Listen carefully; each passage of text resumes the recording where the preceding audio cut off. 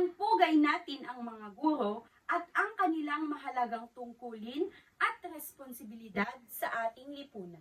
Sila ang mga tahimik na bayani ng ating bansa, mga taong buong pusong nag-aalay ng oras, kaalaman, at pagmamahal para sa kinabukasan ng mga kabataan. Guro ay gabay sa pagkatuto.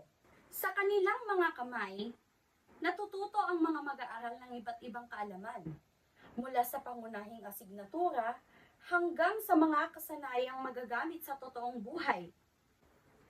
Bukod sa pagiging gabay sa pagkatuto, ang mga guro din ay nagiging pangalawang magulang ng mga mag-aaral.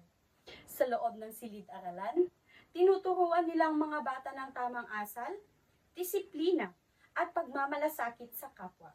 Sila rin ang nagpapalaganap ng mga pagpapahalaga na humuhubog sa bawat karakter ng bawat bata. Sa kanilang mga gabay, nagiging responsable, masipag, at may pagmamalasakit sa kapwa ang mga kabataan. Isa pang responsibilidad ng mga guro ay ang pagiging inspirasyon sa kanilang mga mag-aaral. Sa pamamagitan ng dedikasyon at pagmamahal sa pagtuturo, nagbibigay din sila ng inspirasyon sa mga mag-aaral na abutin ang kanilang mga pangarap. Sa kanilang mga kwento ng pagsusumikap at tagumpay ay nagiging ilaw na gumagabay sa landas sa mga kabataan. Higit sa lahat, ang mga guro ay haligi ng ating edukasyon.